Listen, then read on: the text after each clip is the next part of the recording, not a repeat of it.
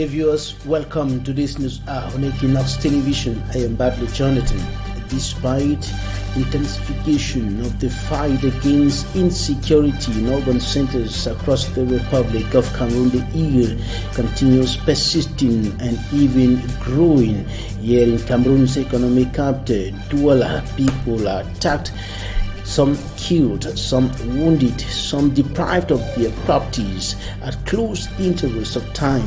Last night, a woman was wounded by suspected bandits here in Cameroon's economic capital, Douala, and one of the alleged bandits gunned down by a security element. We shall bring to you details in this edition of the 6 p.m. newscast on Equinoxe television, which will also talk about Cameroonian workers who are decrying and condemning poor treatment by foreign companies. One of those companies, owned by Chinese in the central region of the country, has been working with Cameroonians for several years without giving them allowances, notably even registering them in the social insurance and giving them protection. Many of the workers are decrying the fact that they have not had a contract, a labor contract, till now. We'll bring to you details and we'll also talk about how Kenyan conservationists are fighting to save some species of animals at the verge of extinction.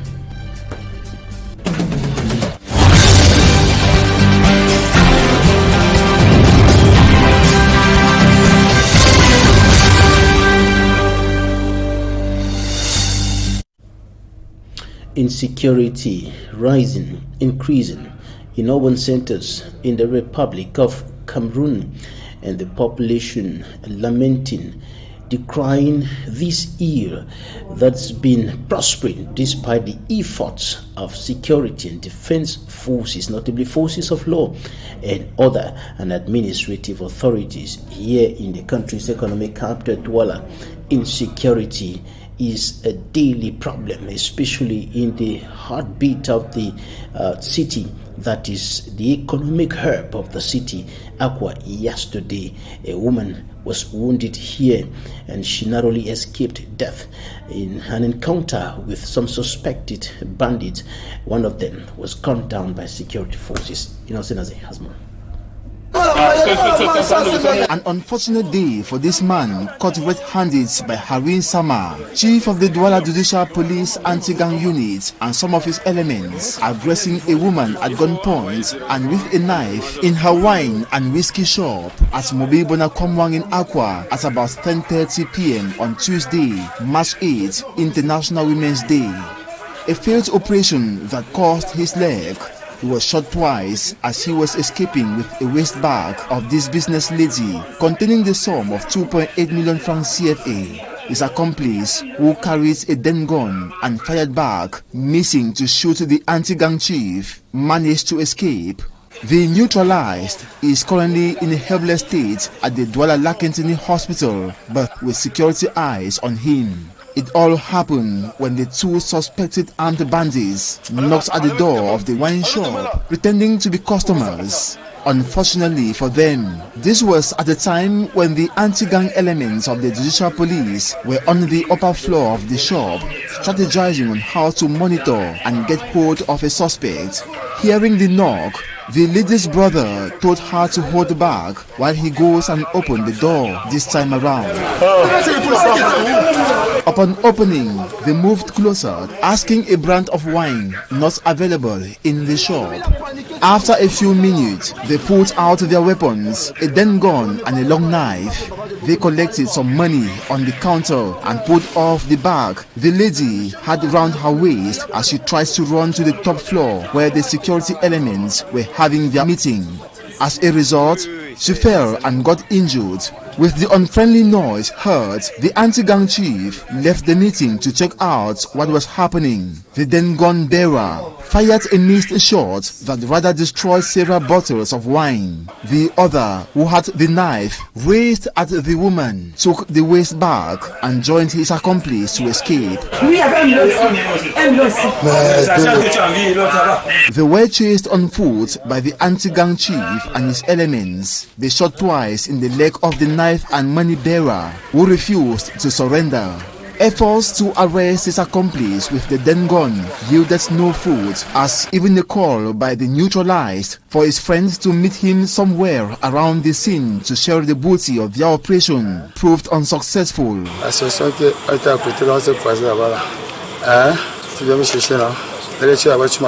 Investigation is on course to get hold of him.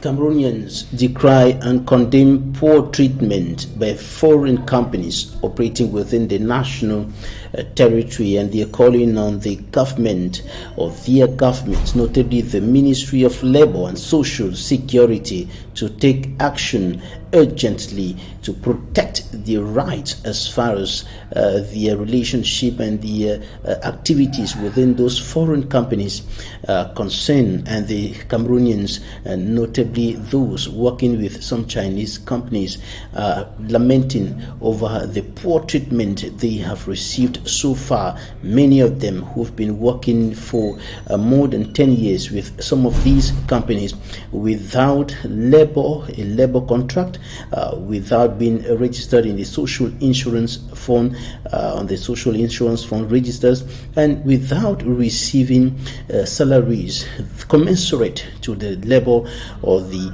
work they put in on daily basis. These workers you're seeing on your screen are working with a Chinese company that is exploiting a quarry in the east region, in the central region of the country, notably in Kometu, in Obala, and they are complaining that for several years. The company has been there for several years, since 2012, and they have not had a duly established labor contract with the officials of that Chinese company. They have neither been registered on the social insurance fund nor been given some health allowances. They are complaining that they are not protected. Their health is at risk and they are not given adequate protection as far as their work in that quarry is concerned. They are protesting and of course calling on the administration, especially the ministry in charge of labor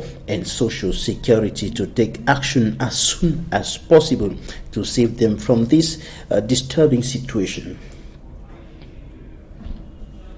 Now to Esenge in the Douala 1 subdivision. The forceful eviction exercise by the Douala Seaport continues, so the Douala Port Authority continues. The people are being forcefully evicted from the area they have been occupying for several years, and the destruction exercise has been going on across a vast portion of land owned by the Douala Seaport. According to the authorities of the Douala Seaport, the people had already been warned about this exercise of destruction of homes in that area. And of course, the people on their part are lamenting over the consequences. Hundreds of them, thousands of them have been deprived of their homes. More than 2,400 homes destroyed. Public structures, including hospitals and schools, also destroyed. And the people are finding themselves today in a very difficult situation, and they're lamenting and sending distress calls to the Yaoundé administration and asking for help. Many of them are also complaining that they have legal documents proving that they have ownership of the land, but they are being forcefully evicted out of the area. And of course, we talked to some of them. Take a listen to the lamentations of one of the inhabitants of Esenge affected by this forceful eviction exercise. They decide that the people of God will come and judge before any other thing. My husband is a colonel. He has worked for 32 years in this military.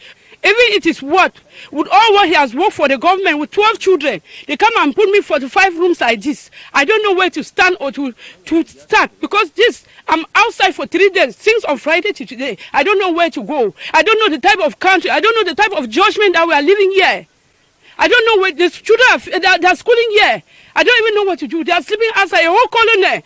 They should ask the government, is the poor who signed the regime because of the accident that he has? What are we suffering in this country? They better kill us. We don't know what to do. There's nowhere to go. Now to Kutaba in the Num Division, West region of the Republic of Cameroon, where the women in that part of the country used the occasion of the 2022 International Women's Day to pay homage to late Adamu Damjoya, a renowned politician in the Republic of Cameroon, and the participation of women and the putting on of the International Women's Day fabric witnessed a significant decline this year, and many of the women are complaining over the difficult socio-economic situation in which they are living today. Mala Glory reports. Only a handful of women took part in this year's celebration of the International Women's Day. Contrary to the past years, just a few number of ladies wore the 8 March fabric. In the town of Kutaba, the day was highly represented by military women. They also took the opportunity to pay homage to one of Cameroonian legend. To me, Dr. Adamu Damjoya is still with us. It was the president of Cameroon Democratic Union who knew the values of everyone by putting them at their right positions. It was the same scenario in Jombe Penja, the littoral region, where very few women were spotted wearing Women's Day fabric. To them, they are going through hardship and can't afford for an expensive material. As for me, the celebration is no longer the way it used to be. Everything has changed. I personally do not have the fabric because of lack of means.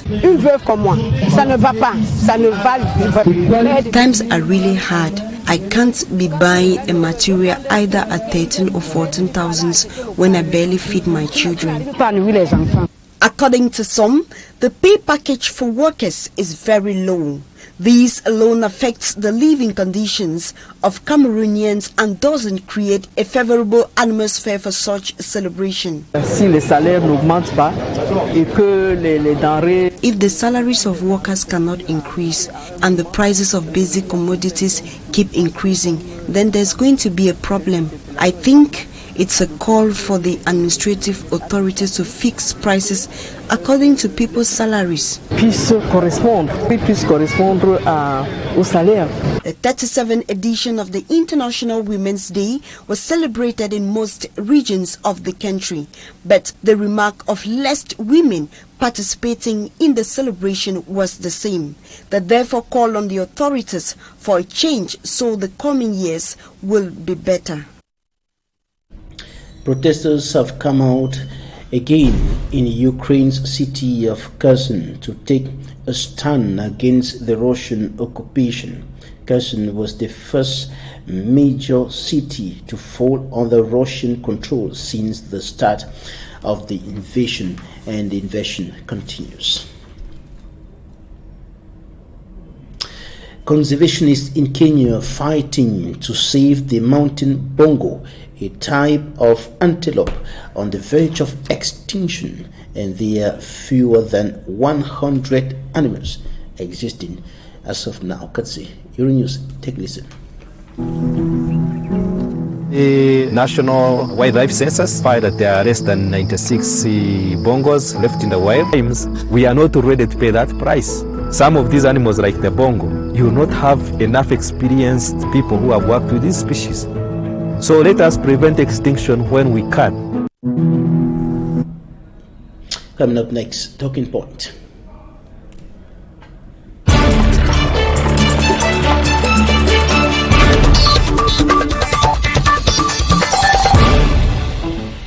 Our guest today, Edith Kabanwala, is a Cameroonian politician, entrepreneur, and social activist, and after resigning from the Social Democratic from the SDF political party, she was later elected on April 30, 2011 as national president of the Cameroon People's Party, the CPP, and the party's candidate for the 2011 presidential elections. She is the chief executive officer of the firm Strategies, a leadership and management consulting firm which she founded in 1995. She was was recognized in 2007 by the World Bank as one of the 7 influential women entrepreneurs in Africa and was counted among the 150 women who moved the world by Newsweek. Kamanwala Edi, thank you for joining us today. Thank you. A pleasure to be here as well. Right. We want to take a look at the weak or low participation of women at top positions as far as the political and economic life of the nation is concerned. And the Member of Parliament of the Social Democratic Front, first Vice President of the party which you resigned from, but that's not our interest. The interest is what he said about the participation of women. Honorable O.C. Joshua said that since independence, no woman has handled any of the top state positions in the Republic, in the protocol, in the state protocol, till now. And he said it is a shame. What do you think about this?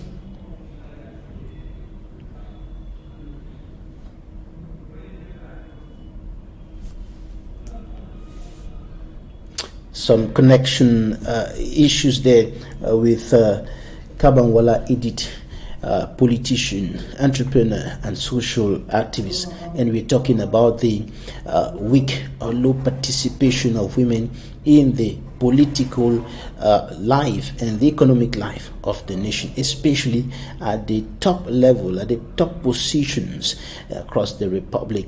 And right, Kabanwala Edith, the question is, since independence to now, no woman in the Republic of Cameroon has handled one of the top 8 positions in the state protocol of the country. And the first Vice President of the SDF, Honorable O.C. Joshua, says this is a shame, a national shame. What do you think about this?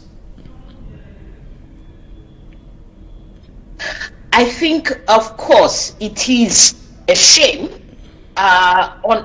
It is a shame and a failure once again for President Paul Biya, who many years ago set an objective of at least 30% of women in all leadership positions in Cameroon.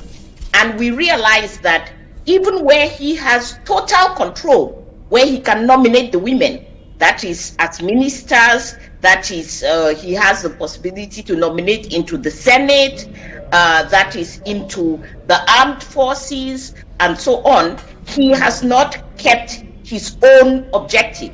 And I want to inform you that Cameroonian women are amongst the most educated on the African continent. So you see Cameroonian women in all walks of life, well educated, well qualified to occupy these positions. But unfortunately, once again, the Biya regime has failed us in this regard. Is it just about the failure of the Biya regime? What about the women themselves? What about those women which you're talking about, which you're saying that they are qualified, they have the potentials, they have the skills, they have what it takes to handle those top positions in the political life of the nation? What about the women themselves? Well, women cannot appoint themselves into the top positions in the country. The positions we are talking about are positions of appointment. So it is the person who appoints who is able to put women into those positions, and he has not done so. Women's responsibility is to go to school, is to achieve in school, which Cameroonian women do very well. So it is simply, let us take the position, for example, of governor. Why have we had 40 years of Mr. Biya's governance and no woman governor? Up till today, women cannot appoint themselves into governorship position, and there are many qualified women who will be able to occupy such functions. Well, the argument that could be put forth to counter what you're saying now by those who are close to the head of state or the government or those in government would be that some of those women will not show up, because for them to be appointed, they have to be known. They have to be. They have to show up themselves and indicate. They have to be known somehow. I don't know how else we are expecting women to show up. The government is full of women. It is full of women in the lower ranks. Mr. Bia's own party is full of women.